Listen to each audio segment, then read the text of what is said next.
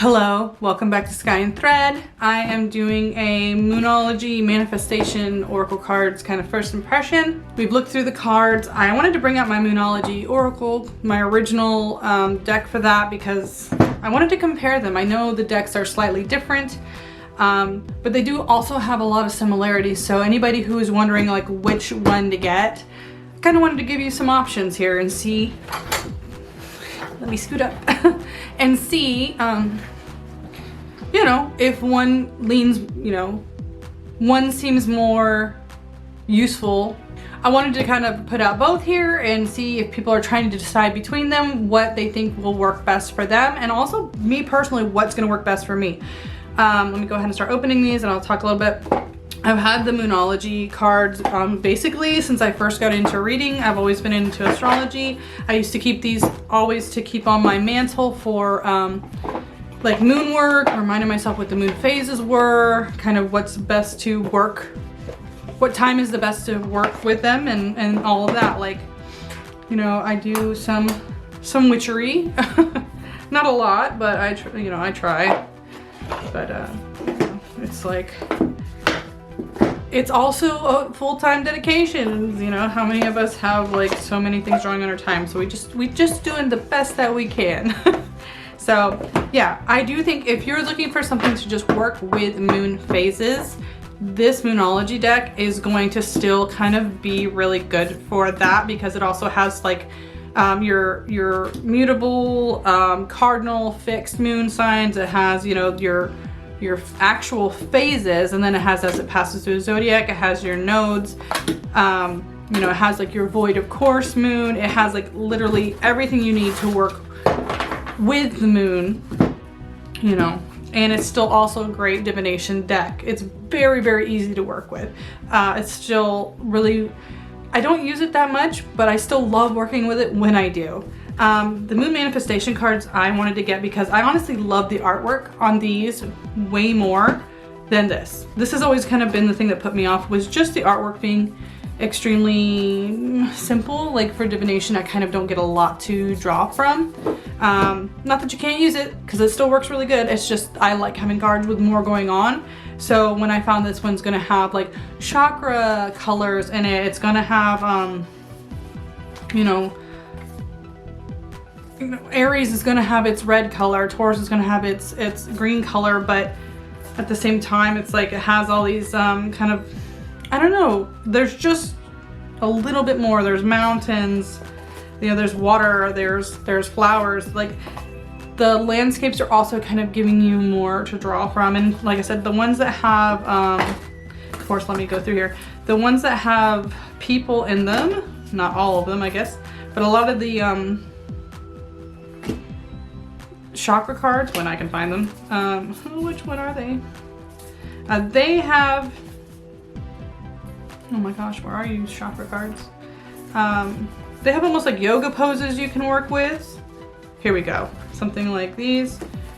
You know, there are some like poses in here. I think in the book they actually even go deeper into that. So let me see. Actually, let me push these up because I hope that's in the frame. I'm probably low in the frame. But they have their chakra. And let's see, this is a first quarter moon in Aries. Let's see what it says.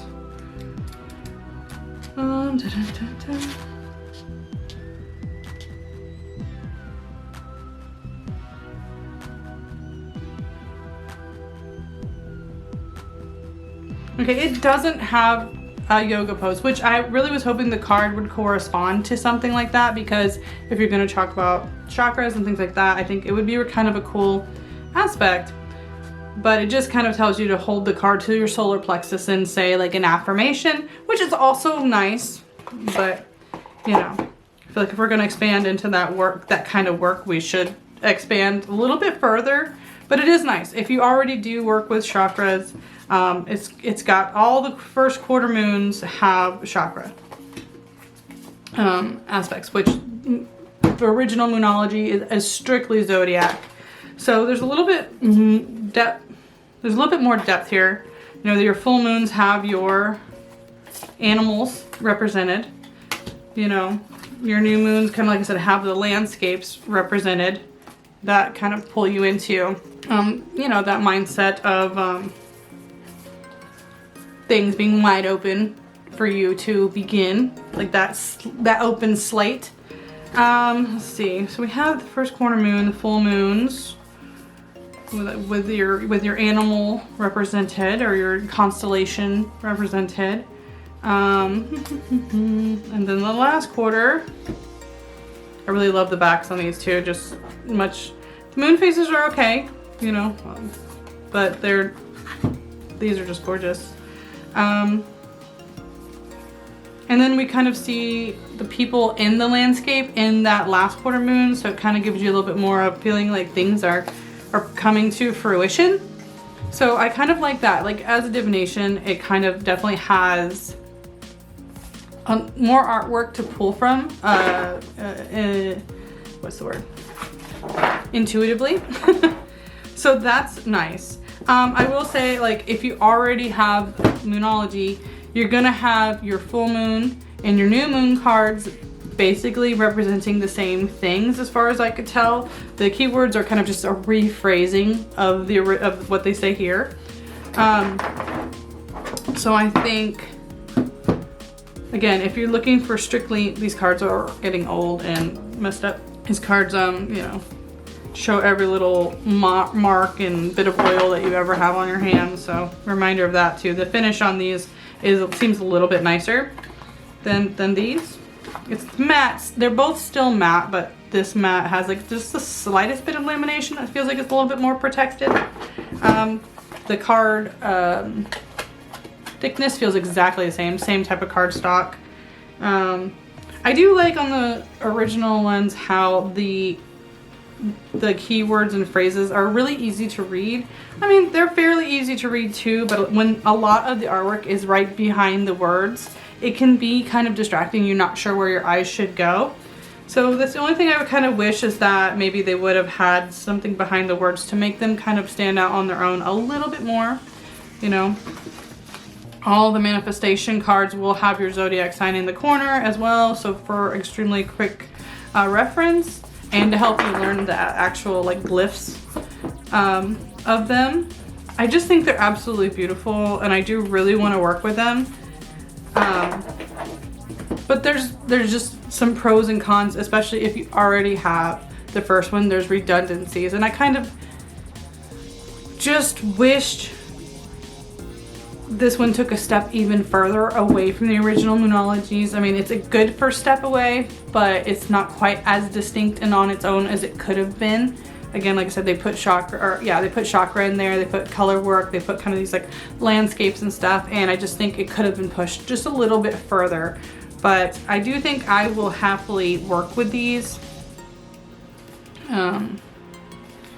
I really do. Like I said, I'm just much more drawn to this kind of artwork than this kind of artwork. But I do think this is great for beginners. I think this is great for like baby witches who are wanting to work with the moon and still kind of learning all of the aspects of the moon and what they mean. Really, really, really good. I have edged mine in black. They did not come that way.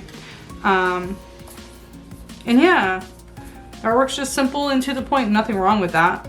You know, some of these cards are really, really beautiful. I really enjoy them, but some of them I just feel like are a little not as nice. So I just kind of wanted to put that quickly out there. You know, like I said, this isn't super, super in depth, but maybe once I've worked with the new manifestation cards, I will have an update for you guys on how that's going. Like I said, I work with this one almost specifically just as like altar cards. I have done, like I said, I do some readings with them from time to time if it's requested, and they usually are pretty direct and to the point. But it's hard to kind of elaborate, like, right? It's just like a very direct reading. Are you looking for kind of like a yes or no answer? That's kind of where these cards take me, is this as a straight up like, should I do something right now or should I wait? And then you pull the card and there you go. Also, I kind of like these for more relationship style readings. I find that they actually lend themselves to that. Yeah, they're nice. They both kind of have their own feel. So also I would say go to the artwork that gravitates to you most, because there are redundancies. The full moon and the new moon are almost exactly the same idea, concept, you know. in these two decks. So you're pretty good either way. Like I said, they just definitely stepped up the artwork. They definitely, I think they took a lot of influence, I think, from a lot of these collage decks that are really popular now. So, which I like.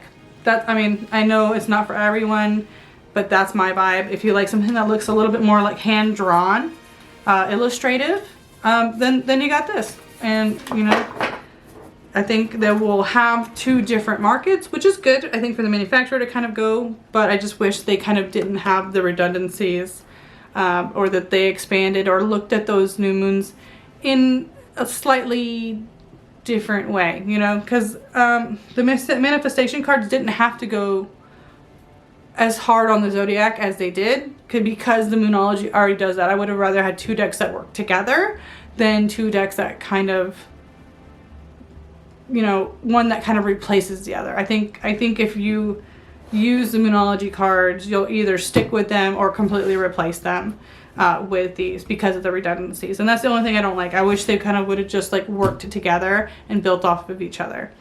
But that's my big complaint, and honestly I don't have the greatest solution for how they could have done that completely, but I do think you went into chakra, you could have gone more into like a yoga aspect. Like, just, that's my own personal opinion. So I don't know, my thoughts are maybe a little scattered, but I did want to have some comparison, you know, of kind of what the difference in these decks was, and if it held its own ground or you know, served its purpose that was different from the original Moonology deck that I think most of us already have. I mean,